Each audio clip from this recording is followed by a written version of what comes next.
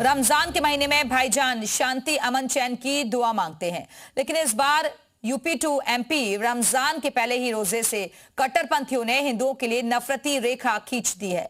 कट्टरपंथी जमात समाज को बांटने की चिंगारी लगा चुकी है और मुस्लिम मोहल्लों में मुसलमानों से खरीदारी, दान की राशि मुसलमानों को ही देने की अपील की जा रही है, जिससे बाद ये सवाल उठने लगे हैं कि अभी तो रमजान की शुरुआत हुई है, पूरे महीने में कट्टरपंथी कौम क्या करेगी।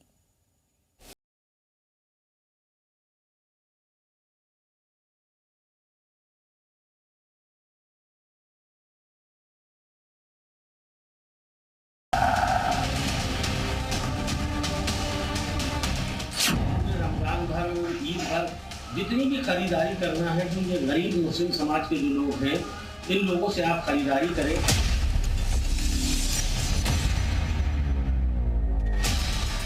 100 हिंदू परिवारों के बीच में एक मुस्लिम परिवार सबसे सुरक्षित रहता है, लेकिन मैं कहता हूं 100 मुस्लिम परिवारों के बीच में 50 हिंदू सुरक्षित रह सकता है क्या?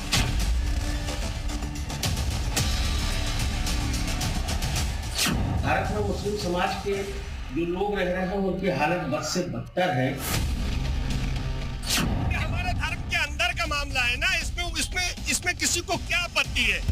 100 मुस्लिम परिवारों के बीच में 50 हिंदू सुरक्षित रह सकता है क्या? इस्लाम में रमजान को रहमत का महीना और जहन्नुम से निजात का महीना माना जाता है। इस पाक महीने में मुसलमान रोजा रखकर, नमाज पढ़कर और कुरान की तिलावत करके खुद को अल्लाह के करीब लाने की कोशिश करते हैं।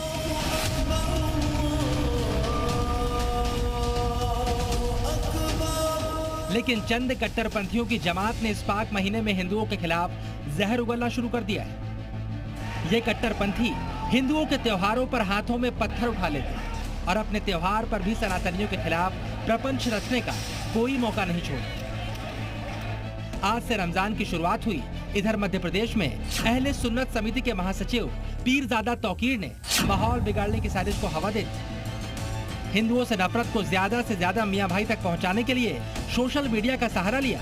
व्हाट्सएप पर बड़ा सा मैसेज लिखकर सर्कुलेट करना शुरू कर दिया। हिंदू मुसलमान की चिंगारी को भड़काने के काम में पहले ही दिन से जुट गए।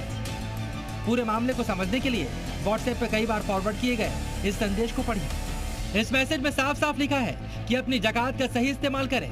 पूरे रमजान और ईद की खरीदारी अपनों से ही करें, जिससे कौम की मदद हो सके। यहाँ अपनों का मतलब अपनी कौम के लोगों से है। ज़कात या फितरा का मतलब इस्लाम में होता है दान का पैसा।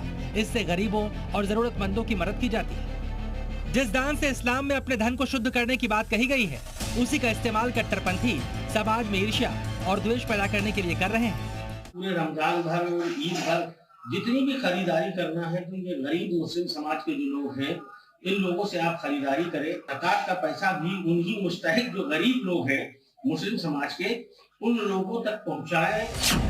पीरजादा तौकीर मुस्लिमों के दिमाग में जो भरना चाहते थे, वो उसमें काफी हद तक सफल भी हो गए। क्या रमजान में हिंदुओं से खरीदारी नहीं करनी चाहिए? इस पर कई भाईजान की जुबान पर पीरजादा वाला ही राग है। मुसलमानों की आर्थिक स्थिति मजबूत की जानी चाहिए। ये हमारे धर्म के अंदर का मामला है ना, इसमें किसी को क्या आपत्ति है? हिंदू लोगों को जब हम नहीं दे सकते, तो हिंदू लोगों के बाद हम जाएंगे तो हिंदू लोग क्या हमको देंगे? उधर से भी हमारे गैर मुस्लिम भाइयों ने कहा था कि अपनों से ही खरीदो फरोख्त करो, तो इधर से भी कुछ लोग ऐसे हो जाते। मतलब मियाँ भाई हिंदुओं की दुकानों से खरीदारी नहीं करेंगे। भाईजान दान का पैसा केवल मुसलमानों में ही बांटेंगे। इतना ही नहीं, यूपी टू एमपी भाईजान बोल रहे हैं कि रमजान में ठेकाबंदी की जाए। यूपी के अमरोहा में फारूक एजुकेशनल सोसाइटी की तरफ से जिलाधिकारी को ज्ञापन सौंपा गया और ये मांग की गई कि रमजान में शराबबंदी की जाए, मुस्लिमों की धार्मिक भावनाओं का सम्मान किया जाए।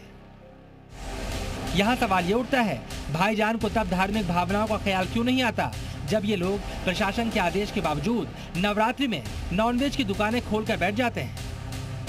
बिल्कुल जरूरी है, बंद करना चाहिए। ड्राई डे पे आप लोग करते रहते हैं, साल भर आप कहीं ना कहीं किसी न किसी त्योहार पर आप मीट की दुकानें बंद करा देते हैं। तो शराब की दुकान क्यों नहीं बंद होनी चाहिए? शराब की दुकानें बंद होना चाहिए, मीट मटन उनकी भी दुकानें बंद होना चाहिए, परमानेंट सब बंद हो जाना चाहिए। साफ है, कट्टरपंथियों का ढर्रा वही है।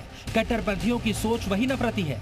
हिंदुओं के त्योहारों पर पत्थर उठाओ और रमजान आए तो समाज में नफरत फैलाओ। भोपाल से प्रमोद शर्मा के साथ ब्यूरो रिपोर्ट, जी मीडिया।